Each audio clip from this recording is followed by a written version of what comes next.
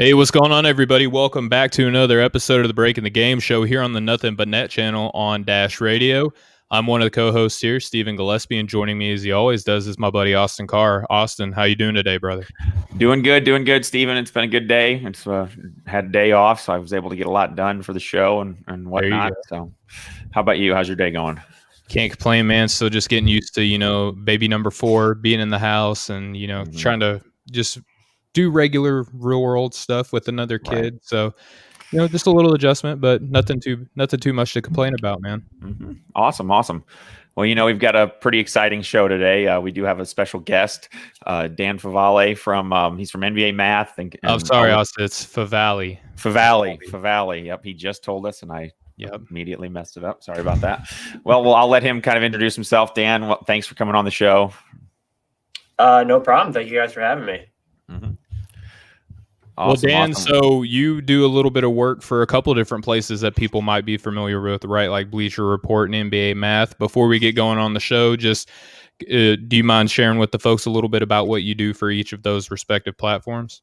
Yeah, I cover the NBA full-time for Bleacher Report, so that's my primary gig. I'm also the co-host of the Hardwood Knocks podcast and the deputy editor at NBA Math, a website that I cannot take the least bit of credit for, but a colleague and friend of mine, Adam Frommel, started with the hope of making advanced analytics, which is 2 words we actually don't really like to use, but hopes of making statistics more accessible and easy to comprehend for just people who want to read about basketball, and also to properly contextualize them as best we can.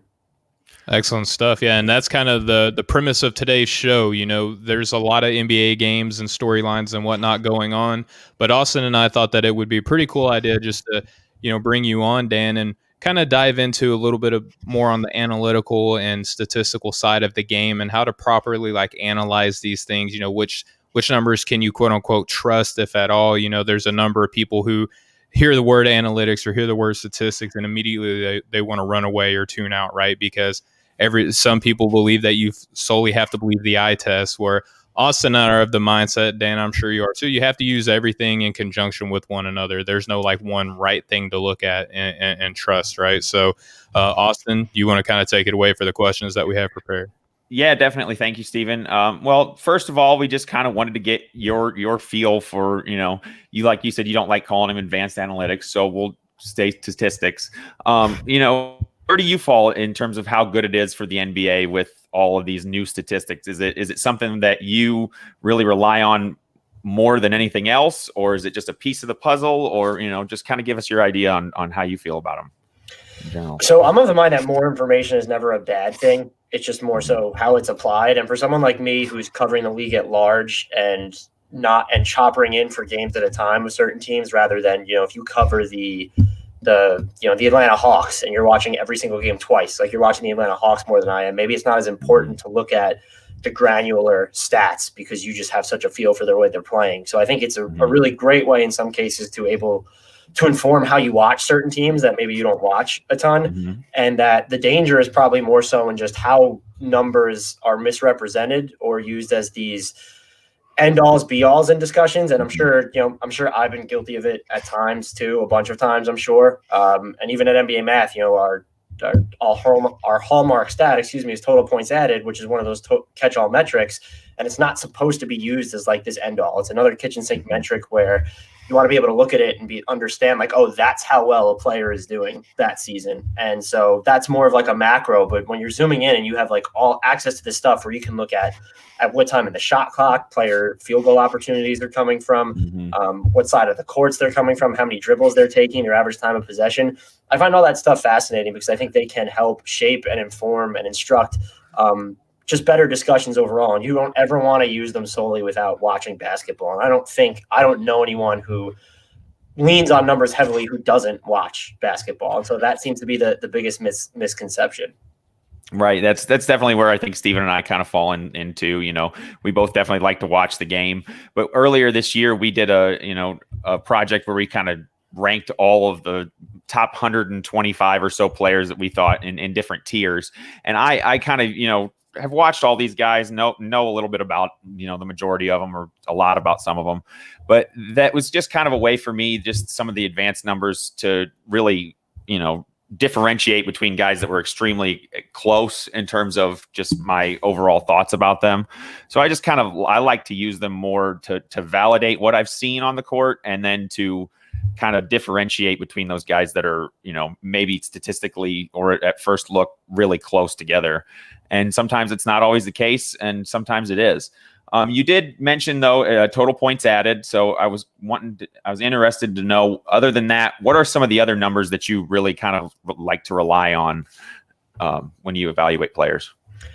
One of the things I look at is sort of how their shots are coming, because I think where I do enjoy player rankings, and I have to write them myself or Bleacher Report, but where it gets really difficult is these guys just don't operate in a vacuum. They have all these different roles. And so I think, look at Luka Doncic, the level of shot difficulty on the looks that he's taking compared to, another star who's not going to create for himself so much, or a lot of big men in the league where it's his teammate, Kristaps Porzingis would be just a good example. He's going to rely on a lot of catch and shoot looks. So I like to look at stuff like that, whereas how many of these, jump shots are coming assisted, what is the percentage on their off the dribble jumpers. And that's probably the most important shot in basketball right now, is having that off the dribble 3 down. So that's something I naturally gravitate towards. I am a big fan of kind of looking at, play types too. Just how is their offense, in general, in the aggregate, being generated? How much pick and roll are they running? And the efficiency in those situations matters, but I'm more interested in the volume in that, where it's, if Paul George is running pick and rolls 40% on 40% of his offensive possessions, that shows that the Clippers are really depending on him to sort of be their almost primary creator this year. And so those are the two, especially early season. And with efficiency, you have to just watch and wait and see how it develops. But those are the just two that I lean on. And I do lean on a ton of them, but I'm a big fan of the more granular stuff that can paint a better picture of how a certain player is stylistically faring on the court. Awesome. Are there any stats that maybe you see people use a lot that you're not a big fan of, or anything that you see used the wrong way, maybe is a better way to put it? I don't know that I would say I'm not a fan of this, but it was a mistake that I made a lot earlier on when you look at lineup data and just understanding, one, what's a meaningful sample size, and 15 possessions, 30 possessions, that's just not, that amounts to very few minutes of playing time on the court. And the way that you then contextualize them, and this is something I did a lot years ago, where it's, if Dallas's starting lineup has an offensive rating of 130.7, that's the equivalent of what would have been the best offense in the league.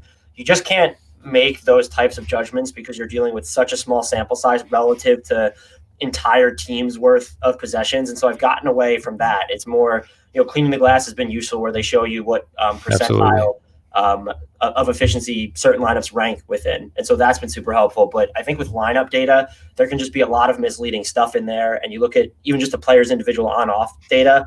DeMar DeRozan's a great example of this. I don't by any means think he's still a top 25 player, but we've kind of gotten too far away from the point that, he's really good. It's just that when you look at some of these lineups he's been in to start games, that's going to account for a lot of the on-off discrepancies. And maybe in Toronto, where he had good defensive players around him, the fact that they were net negative with him on the court was a bigger concern. Whereas in San Antonio, I just won't read as much into it. And so context is important with all of that. And just as important as the lineup's actual data is, one, the volume, and then two, just the composition.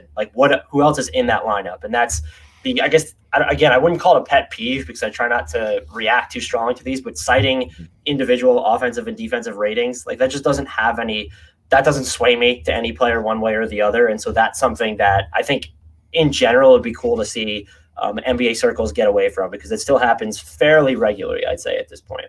Yeah, and one of those that you hear a lot, especially in mainstream, platforms and medias and things like that, right, is plus minus, right? And this is a stat that you see where this player had this plus minus for this one individual game. Now, I think for one game, plus minus can be a little bit more of a it's more accurate in such a small, minute sample size, because you're looking at how they perform relative to just that one game. But when you expand out plus minus for say a whole season, that to me is kind of hard to say, because like you mentioned earlier, typically teams will roll out primarily one lineup that they believe works, and right, why wouldn't they if it's showing to be successful, right? So I think that whenever we see these mainstream media platforms and things like that put out team statistics to prove an individual success like a plus minus, it can be a little bit misleading, like you were just saying, Dan.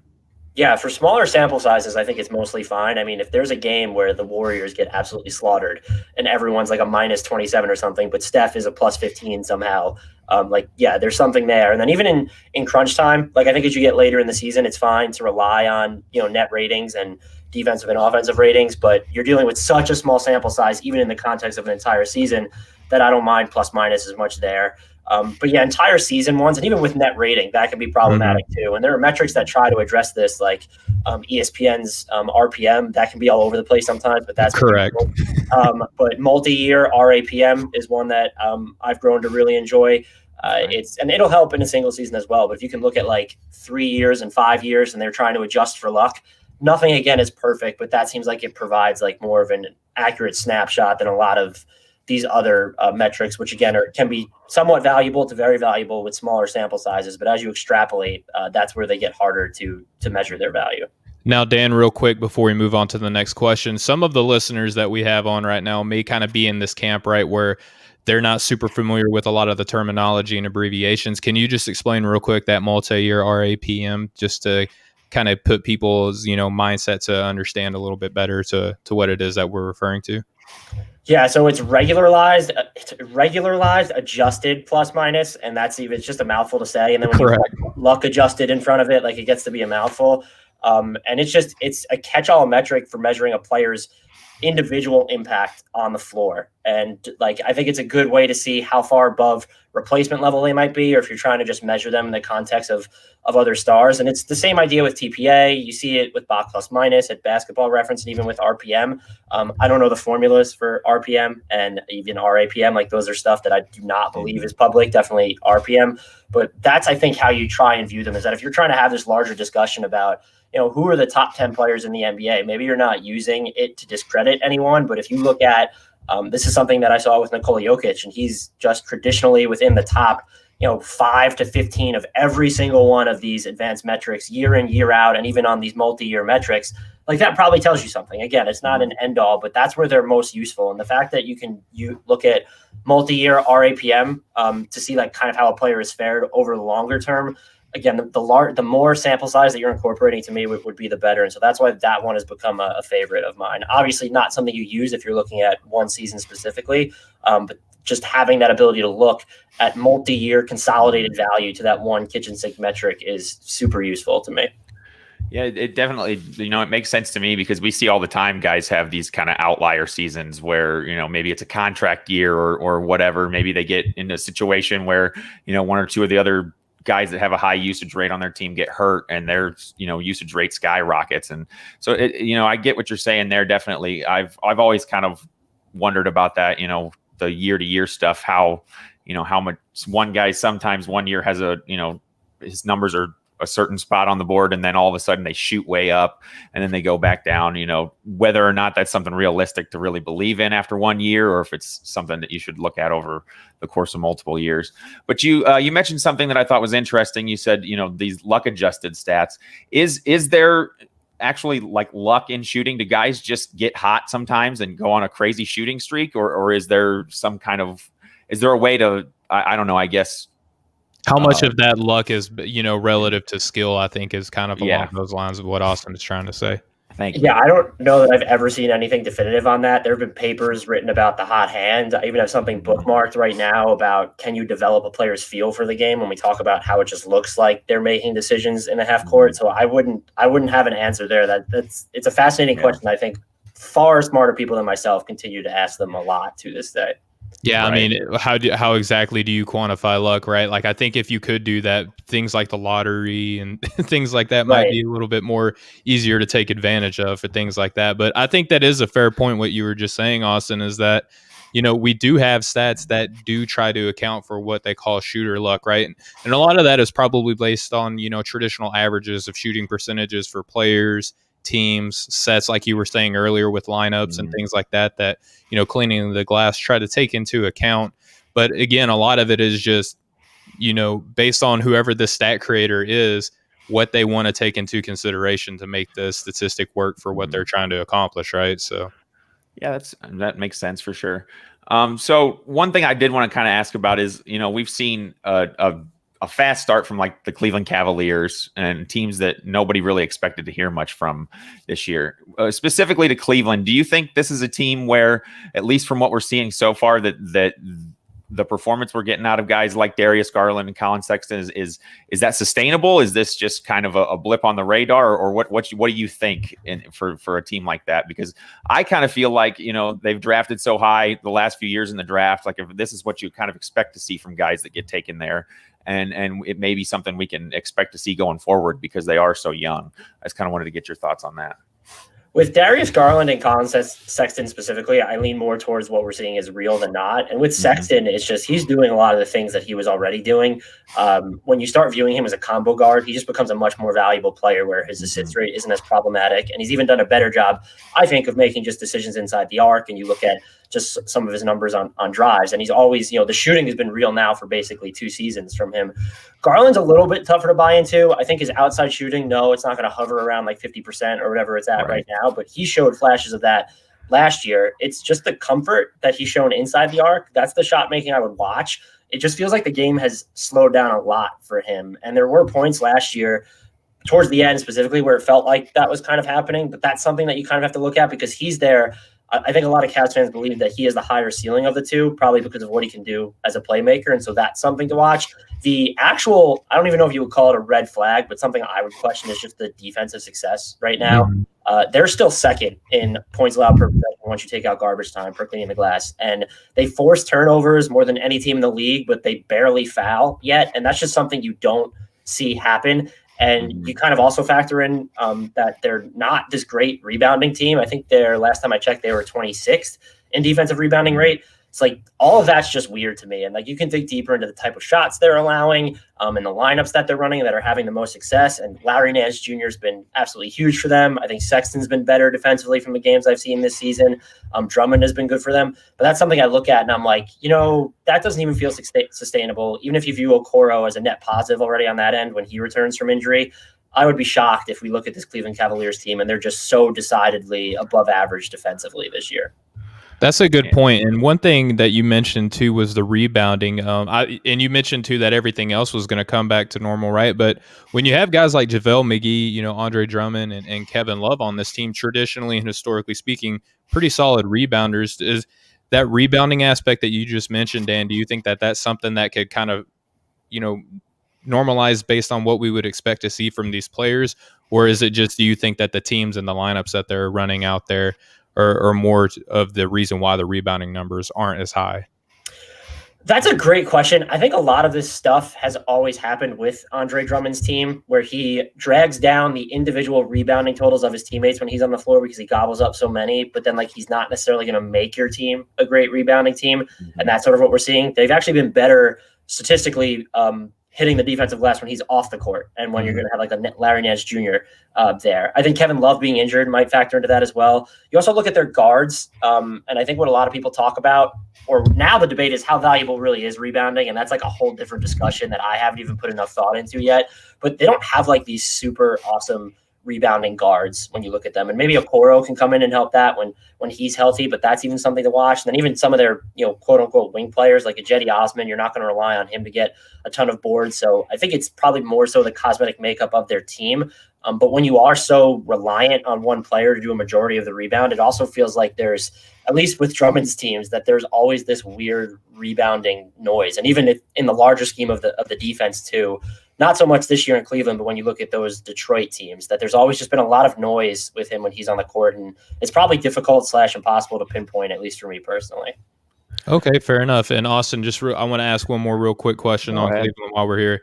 How do you explain the handles that we're seeing from JaVale McGee this season? He's pulling off some pretty incredible moves.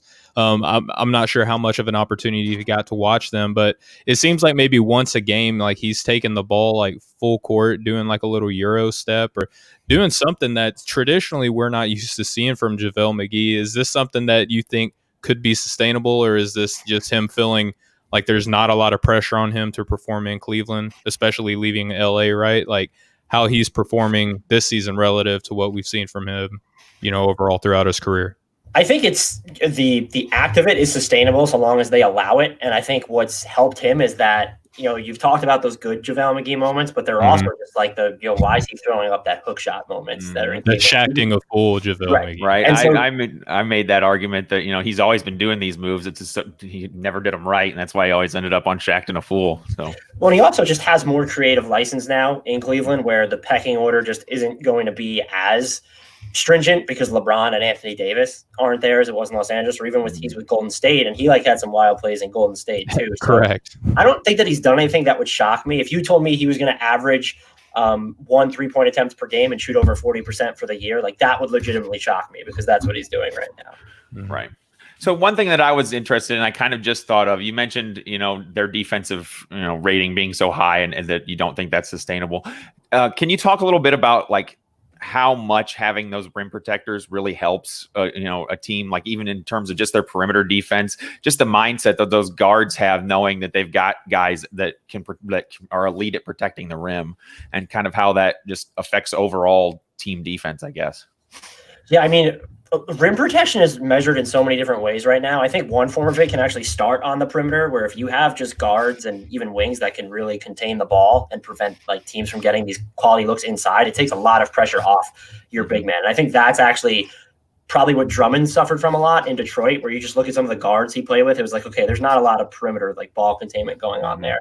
With big specifically, though, you can tell if you use Joel Embiid or Rudy Gobert as an example. If you have someone like them behind you, defensive possessions, ball handlers can be actively funneled towards them, essentially. And the Jazz do that a lot with Rudy Gobert, which I think is, again, who knows how factually correct this is, but it's part of the reason why they've been able to be so successful defensively with him on the floor, even though they don't have these athletic wing types and never really have around him to stop the ball, is that you have someone who's just so smart at making decisions around the basket, can make them quickly, efficiently, isn't going to foul necessarily a ton. And then once you develop that reputation, or you become so good at it, there are certain players that actually can just change the geometry of an offensive possession for another team. And Joel Embiid has been great at this. It's even with Rudy Gobert. If you just look at the frequency with which opponents take their shots at the rim with those two on the court, they're just drastically lower than when they're off. And you can even see it with guards, where they try and go around them, or they'll pull up and bail out early on drives as opposed to attacking the basket. And that's why rim protectors can still be so important. Everyone wants all these switchable guys, and we've seen teams kind of devalue the center position. How much should you pay them? Can you cheaply approximate their value? There might be something to that in many cases, if a majority of the cases, but when you have someone like Joel Embiid or Rudy Gobert, who can really just change the way that another team shapes their offense, that's an actual, huge deal. And I don't even know if we can fully quantify it. Right. Yeah, we've done a better job, but I don't even know if it's fully there. Yeah, I feel like that's something that at least I noticed in the very last game of the finals last year with Miami and the Lakers. Anthony Davis was just kind of all over the court, and it seemed like even though those guys for Miami were still attacking the rim, they were pulling up, a dribble or two sooner, or pulling up short to try to float the ball over him, and he was just affecting the entire flow of their offense without even really, statistically getting a whole lot of blocks or anything like that. I think he had 3 in the game, but if you were just watching the game, if you'd asked me afterwards, I would have said he had 5 or 6, just based on, the way he was able to change some guys' shots. And one of the other things that Steven and I have had quite a few good discussions about, we've talked about it on the show some, it's been kind of a hot point for our show and our network in general, is the idea of a guy like Rudy Gobert and the massive contract that he just signed. It's obviously $208 million contract. It was in between the max and the super max. And Steven always makes a good point. Is it smart to give that high a percentage of your salary cap to a guy whose career points per game average is about 12? And I make the argument that his defense and his rebounding and all the other stuff that he does do make him more valuable than just that 12 points per game. So where do you kind of fall in that discussion? Are you on the side that Gobert earned that contract, at least mostly, or is he definitely overpaid and you don't see the value there? He definitely earned it, and I think a big part of this is you also have to look at what the market for him is going to be. We just watched a very cap-poor market pay Gordon Hayward 4 years and $120 million. And the saying it only takes one team, next year there's going to be 5 to 10 teams that can offer Gobert not as much money. His 4-year max would have been noticeably less than what he got from the Jazz, but there would have been a team that gave him a 4-year max. There probably would have been a couple teams that did that. So if you're the Jazz, you're paying a little bit more than that rate to just have him, and you're a smaller market. You're not this free agency destination. To just have him, there's value in that, knowing that he's there, and he's not. If he was 29 right now, 30, it's a little. But he's 28, so that made it in essence a harder decision, but easier to justify. Where it's like, you know what? Okay, this will take him through. I think it's what is his age 33 season or whatever it might be. Like, you can at least talk yourself into him still being good, and that's a lot different than his age 34 or 35 season for a big man, where it does get risky, and where I probably, as a callous observer, I probably wouldn't have paid him that much.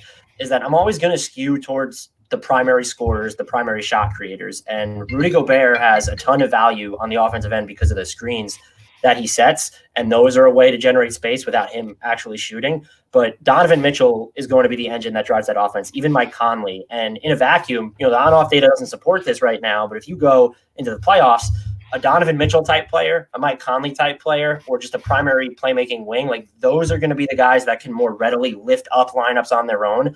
And so that's where it's become like a dilemma for me, where it's like, yeah, Rudy Gobert is a generational defender. I understand the Jazz's logic. And I guess if you're in their exact situation, maybe I would have done the same. But allocating so much of your cap to that type of big man who is never going to be a primary anchor for you on the offensive end, it does become problematic. And I think it forces you to more shrewdly build out the rest of your team, not just at the talent that you're choosing, but what you're eventually paying them. And it's harder than ever for the Jazz now because Donovan Mitchell's own max is going to kick in next year. So you have to become, they've already played their best cap space chips, but as you build this team moving forward, you're going to have to start hitting on really affordable guys on the margins that complement them. And also, Donovan Mitchell still has the question of, we saw what he did in the bubble, but can he be that primary offensive anchor that I'm referencing right now? And what happens if Mike Conley decides to leave in free agency? What really just happens there? So there's a lot that goes into it. To sum it up, I would say callously, I would not have paid a player like Gobert that money. But if you're the Jazz and just looking at their situation and what awaited you in free agency this year, I probably would have paid him. The fact that it was over $200 million actually did surprise me a little bit, but they still did get him for less than the Supermax. Yeah, and just real quick, I'm sorry, just real quick, Dan.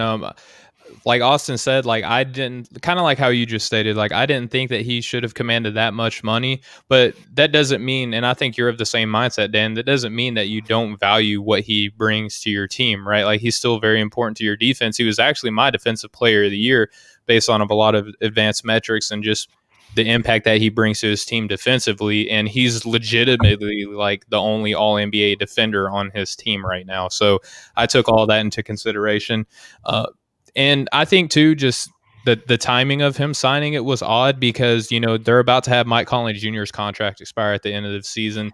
You mentioned also that Donovan Mitchell's contract is going to come up.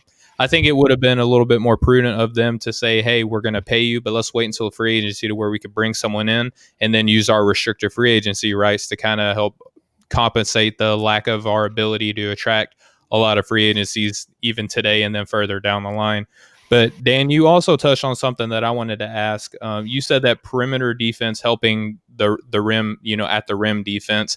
And to me, when you said that, the first team that came into my mind was the Boston Celtics, where they have guys like Marcus Smart, Jaylen Brown, Jason Tatum, and they get away with having a guy, nothing wrong with him at all, but Daniel Tice is not really the first guy that you would think of as being a starting center in the NBA, but they have him at a good number. He kind of plays bigger than his height would normally suggest. Do you think that Boston kind of fits that kind of mold that you were just painting that picture where that perimeter defense helps their, at the basket defense?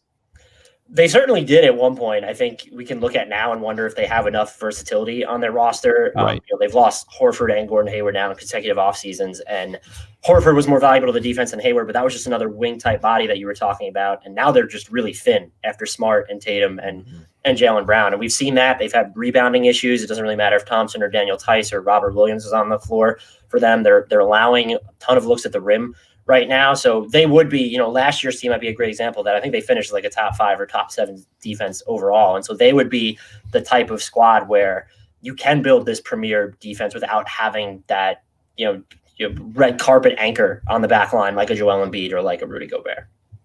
Okay, fair enough. Yeah, and that's definitely interesting. I kind of always agreed with Steven's, take that Boston seems like they've always been good at kind of hiding, not necessarily bad defensive players, but the type of player where maybe plays out of position, or like he said, an undersized center. So that was interesting. I'm glad he asked that. So just real quick, when we talk about player evaluation overall, and I've kind of been starting to read into some things. I read recently, it's an older study. It's about Dennis Rodman and his value versus, just like traditional ways that we, evaluate players. And I was thinking of it in terms of guys in today's league. And do you think there is a tendency to maybe overvalue just raw points per game averages for guys in terms of how much that actually affects winning for their team? Or do you think that that's, that people actually have it right when they look at that as kind of the most important, stat? No, I think it's definitely still overrated at that point. And there could be, you could be averaging 20 points per game and not generating any of your own looks. So what happens if you pull certain players off the floor you're going to play with? You're just not going to play as well.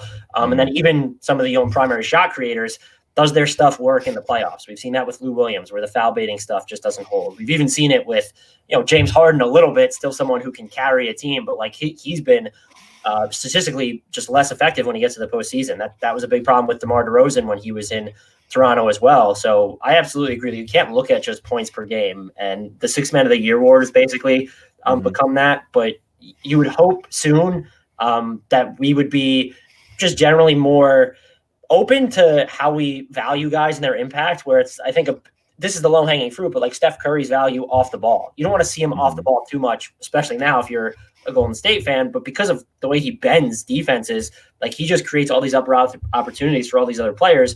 If he's having a lower scoring night or not shooting as well from the field, he's still having this huge impact on the game because of the attention that he commands. And so looking at the 6 Man of the Year discussion last year, like someone instead of a Montrezl Harrell or even a Dennis Schroeder, like a Dante DiVincenzo, I thought deserved a little bit more consideration there, just because he was able to impact the game more so as a passer, what he was doing really on defense.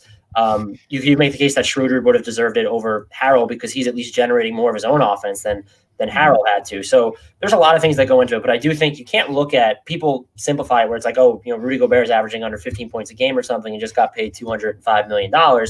Rudy Gobert doesn't get paid to score. And so it has to be evaluated in the context of everyone's roles. And that's probably why ranking players is so tough in general, just because their mode of operations are so different from player to player, where not everything is Luka Doncic versus James Harden, where their styles and roles are so similar. You can make a clear-cut call. There's just going to be that huge discrepancy in the functionality of a lot of these players.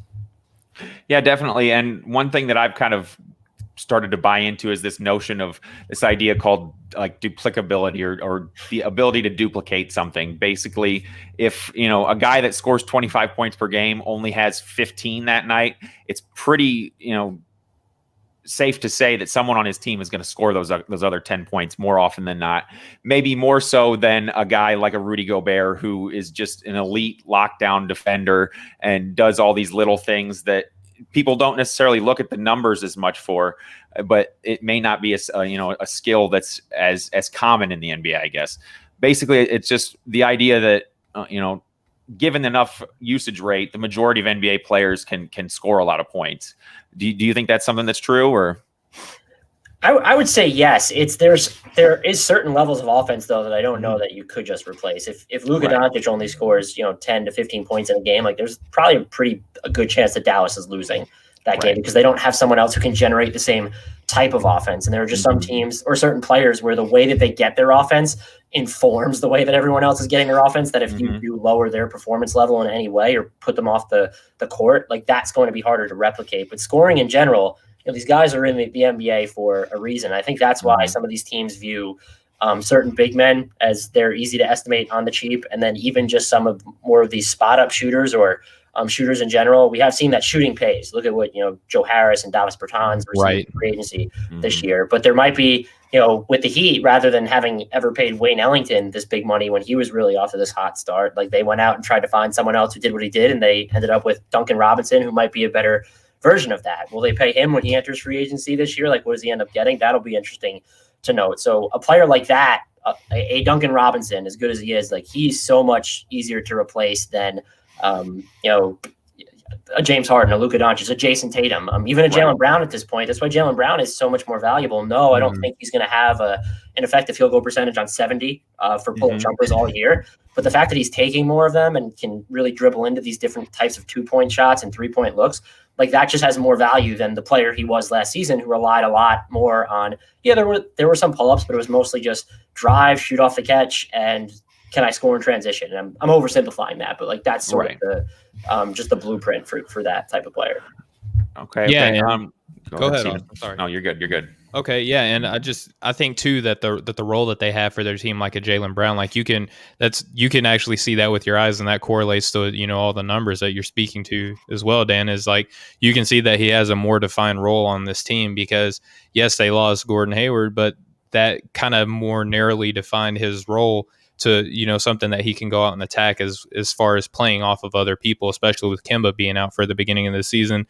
Dan, just one question I had for you, and this doesn't have to particularly, just be the numbers, how I'm going to ask this, but just how you've kind of digested the season so far is, what do you make of, the shorter offseason? I mean, from this offseason to the one that preceded it, it's roughly about half the time that happened between, from when the season ended to where preseason began. These rookies only had about a week of preseason, and then final rosters had to be set. And then the very next day the season started up. I just wanted to ask how the shorter offseason has kind of led to this erratic start that we're seeing now, and how you've kind of tried to make sense of it all. Yeah, I think I've grown to just expect very little from defenses overall at this point, where it feels like that the offenses look okay. Even among the teams that were playing recently, people are talking about Los Angeles sleepwalking through the season right now, and the Lakers still have a top 6 offense at the moment. But you look at just some of the defenses, Boston starting off basically in the bottom 10. It makes you wonder if there's some, not only a level of fatigue, but you had mentioned the abbreviated training camps, rookies, and there's just new additions on some of these teams where it feels like a team like the Pacers, even though they have a new coach, has a leg up on everyone else because their roster is just it has a ton of continuity relative to last year. Whereas if you look at a Hawks team, they've been a firecracker offensively, but they are struggling on the defensive end. And if you don't have familiarity with players and you didn't get this regular size training camp, maybe it just takes some time to for that element of the game to really kick in. And so hopefully as the season goes on, we'll just see tighter games because I think defenses will get better just from looking at the numbers. And even from the eye test, you look at these teams playing offense, and that for the most part seems fine in many of these instances. It's the defense that's just been in certain cases, where even, we always knew the Lakers and they rate favorably defensively, but they're taking plays off. It seems like they're taking entire quarters off. So there are situations like that. But again, you point to a team like a Boston. I don't think a lot of people expected them to rate so low defensively. And even looking at a team like Golden State, that was looking at their talent, you thought there was going to be more hustle there, and maybe Draymond Green coming back really helps them out. Denver being like one of the 4 or 5 worst defensive teams. I think they were always going to suffer after losing Grant and Torrey Craig, but were they going to allow teams to shoot like a jillion% at the rim like they're doing right now? I don't think anyone saw that coming. So I think it's something to monitor as the season goes on. And I'm not even sure if that's like a justifiable answer right now. Just when you look at how far off the betting lines have been relative to where they've been at in previous seasons, where I think I can't remember who was on Twitter, so I can't credit them, but they've been off by like an average of 13 points per game. And they're normally only off by like an average of 8 or 9 at this point in the season. And so that's a massive discrepancy. And so I'm interested to see whether that gap gets bridged over time. Yeah, and one thing I wrote on a piece on, offtheballnetwork.com where Austin and I are, affiliated to, and I went through and calculated from opening week from this season to last season, there was about a 4-point per game average difference, and I also saw on the Athletic too that the amount of blowouts, which were, defined as 20 plus points per game, is already at like over 12%. For the first 50 games. Obviously, we're not at 50 games right now, but from the year prior to, it was only at about 7. And for most seasons dating all the way back to 2003, those numbers traditionally have gone up as the season has progressed. So I'm just interested to see if this is something that we can expect to, continue or maybe even increase the amount of blowouts, because like I said, historically speaking, they have gone up slightly more seasons than they have not. And the other thing to maybe watch too is just because we know like how 3-point volume generally increases from year to year. Currently, 39.4% of all teams, or 39.4% of all shots are coming from downtown for the league. And that's about up 1% from last year. So it's not this huge discrepancy, but when you are taking more threes, there's just a higher variance there because there's going to be nights where you hit a ton. So that's going to really just drum up your total. Or if you're going to miss a ton, that's going to open doors for other teams. And so I don't know how much of that is at play. I would guess very little just because, again, 38.4% to 39.4% isn't a huge increase. But early on, when defenses are still trying to get accustomed to the new players that have been welcomed in, or if you're someone who hasn't played in 8 or 9 months until now, maybe that is one of the contributing factors. Interesting. I was wanting to ask specifically about kind of this milestone stat that I think there's been a lot of coverage on TV about this lately, and it's the triple double. We've seen in years past, 10, 15 years ago, it was unheard of for guys to have more than, a handful to maybe a couple guys got double figure triple doubles year in and year out, to now we're seeing, just an explosion in those, to where a guy like, a center like Nikola Jokic is averaging just about a triple double, and Russell Westbrook did it 3 years in a row. Is Luka the value Doncic of the is another guy that's getting more and more. LeBron, like the last 6 years of his career or something, has more than he did the first 12 or something I saw the other day too. Is it something that fans and people that watch the game should still, think of as this, kind of measuring stick, milestone thing, or is it something that's definitely not as valuable as it once was? I don't think it's as valuable as it once was. You look at just how many extra possessions there might be, and then how teams scheme their rebounding now, where with Russell Westbrook in Oklahoma City specifically, they were designed for him to get defensive boards and get out and push.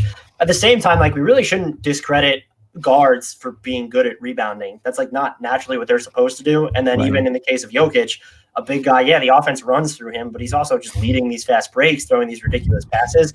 So I think, if teams aren't tilting too far to one side to make it happen, where Russell Westbrook kind of numbed us to the triple-double. I think he's the player that might be most responsible, and maybe even a Harden or a Luka Doncic to some extent. But they're still impressive to me when you look at the context. If you're not someone who's actively, your team's not padding your rebounds by design, or that's not just a vessel through which they run their offense, and then it's going to be a little bit more impressive if when someone like Sabonis or even Jokic is going to be able to get a triple-double to me, and even LeBron, because they're Julius Randle in New York, right?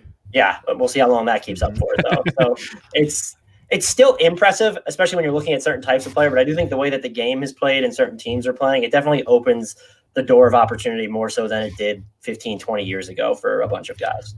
Definitely. And then one other thing you kind of touched on was just, continuity in terms of all these new moving parts for all these teams, and maybe part of the reason some teams are struggling. What do you think about the Miami Heat? Are their struggles something that are serious that we should kind of be pretty worried about? Because they did keep the majority of their team from last year, and it seems like they, so far at least, have struggled a lot more than they did in the bubble. Was the bubble kind of an aberration for them, or do you still think that they're going to be there at the end of the year as one of the championship contenders? I don't think it was an anomaly for them. When you look at in some of the areas of which they're struggling, in offense, I think they're 30th right now in offense, or they're 23rd in offensive efficiency, but they're 6th in effective field goal percentage. And so that's going to normalize at some point too. They've been turning the ball over a bunch. I think a lot of that has to do with not having Jimmy Butler necessarily. What is interesting about them though, is they did seem to have sort of this fragility on offense where they needed another shot creator aside from Butler and Dragic. And they didn't go out and sign that guy and in free agency. If anything, they got a little bit more rigid in their versatility because you replace Jay Crowder with Avery Bradley and you have Myers Leonard back. Jay Crowder just was able to help you diversify some of your lineups a lot more on offense than the personnel you have right now. You're banking on Tyler Hero and Bam Adebayo collectively, I guess, sort of filling that gap, and they should still be able to. They're a team that I would look at, and I wouldn't panic necessarily now. Jimmy Butler is going to shoot better and score more. It's just they're like the Lakers. They're coming off that wildly short offseason, 70 days or 71 days, whatever it ended up being. And so I think that's mostly at play, but there is that just you still do wonder about them. They were a team for their offseason that I kind of spotted and was like, did they really get much better? And what happens if the rest of the East sort of catches up to them? Yeah, it kind of felt like to me they seemed to take off when Goran Dragic just started, having great game after great game, and he is, up there in years. And two, with Tyler Hero. Tyler Hero is somebody that I'm kind of, not really sure where to fall on him, because I watch him play and I like a lot of the plays he makes and I like what he does in big moments. But at the same time, it's something that I had looked at a lot is their on-off numbers, and they're like the majority of their worst lineups in terms of plus minus featured him in those lineups. And I just didn't know I don't really know what to make of a player like that, because sometimes you see him make these plays and it's like, man, he's just got that kind of it factor where he's not afraid to take the big shots, and he is developing, and obviously they see something in him. But at the same time, he has some kind of confusing numbers too. So I was just interested in what you thought about their overall standing, because I did actually pick them as my team to come out of the East again this year. I kind of expected Bam to take another step forward, and I like Eric Spoelstra a lot. So I was just interested in that. Steven, before we let Dan get out of here, do you have anything else you want to kind of ask him? Oh, no. Just Dan, thank you so much for coming on to the show. We greatly appreciated your time and your insight. I mean, you just, blew a lot of whatever knowledge that I had coming into this interview, just right out of the park. So just, Dan, I greatly appreciate your time. Traditionally, what we like to do is, give our guests an opportunity to kind of promote themselves again to close out the show here on the Nothing But Net channel on Dash Radio, and just tell the folks where they can find you and some of the things that you may have in the works if you feel, obligated to share. Yeah, just the best way to follow my work is on Twitter, where I'll have all my stuff from Bleacher Report and Hardwood Knocks are my main gigs. So at Dan Favale, Favale, if you want to follow along there, you're more than welcome to. And thank you guys so much for having me. Yeah, definitely. We appreciate you coming on. I feel like I learned a ton for sure. Anybody that can make me feel like I know a little bit more about the game after I'm done talking to them, I really appreciate. So, we just thank you for your time. And I know you got to get going. You're a busy man. So we'll let you get on out of here. And hopefully we'll talk to you again soon. Have a good one. Thanks for coming on. Thanks again for having me, guys. Take care. Thanks, Dan. Have a good one. All right.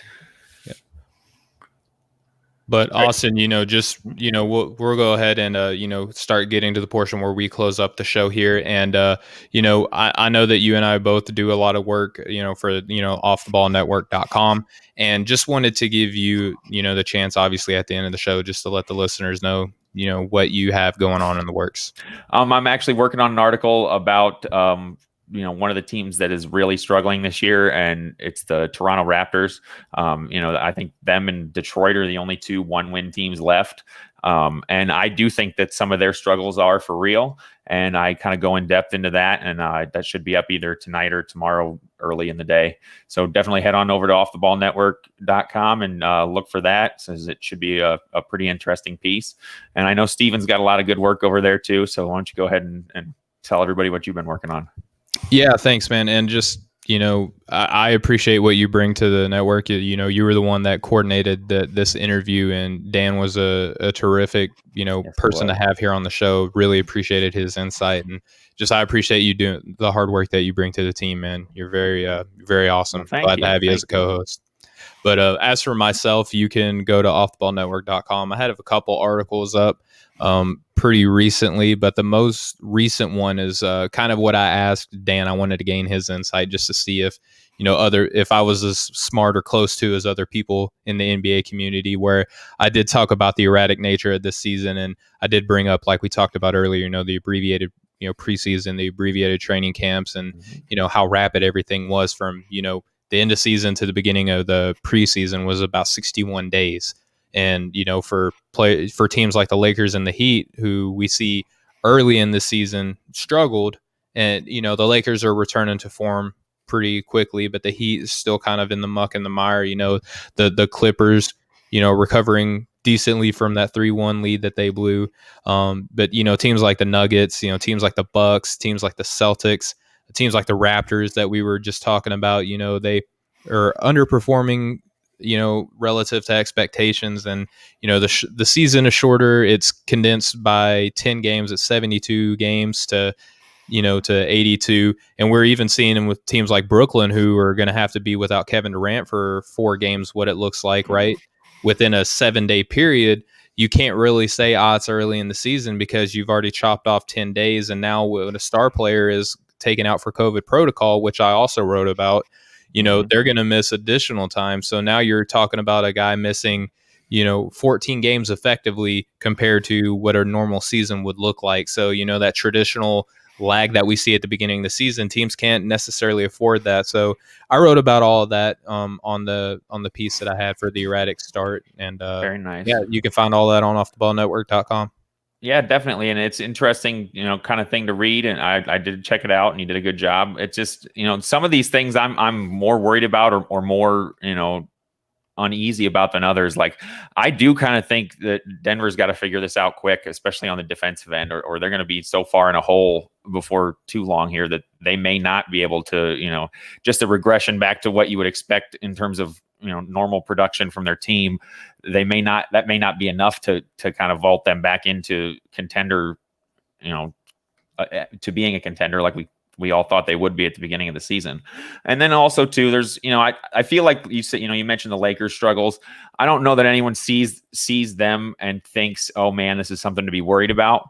Whereas more like with, the Miami Heat, maybe it is something to worry about because we did see Jimmy Butler, run out of gas in those finals when he was the only real shot creator they had for a while. And that is going to kind of pose a problem for them. And Boston's another team, that I'm on the fence. I feel like if they get, if they get Kemba Walker back and he's healthy, they could get going and really take off. But at the same time too, if Tatum or Brown have any kind of a slump during the season, like they're going to struggle. They're 1 and 2 in terms of made field goals so far this year.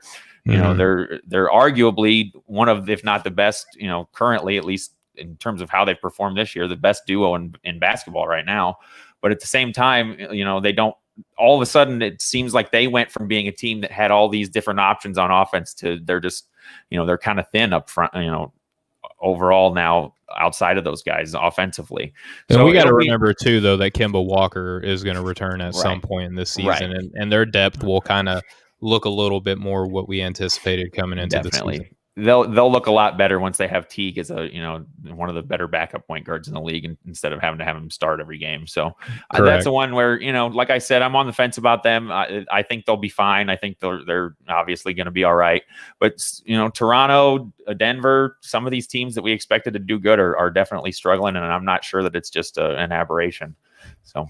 Yeah, absolutely. And it's going to be something that we're going to keep an eye on as the season progresses. But, Austin, thank you again for what you do, man. This has been an awesome show. Thank you, everybody, for watching and listening to the show tonight, man. It was a really good time, Austin. Yeah, definitely. It's always fun to get to do this with you, Stephen. And I'm glad that our guest worked out. He was great. And, Dan, thank you for coming on. You were wonderful. You were everything we could have asked for and then some. So, everybody check him out. Check out his work, NBA Math, Bleacher Report. Obviously, everybody knows Bleacher Report. NBA Math's a pretty interesting site to check out if you're into the more the numbers side of basketball for sure. So everybody, thanks for listening. And, as always.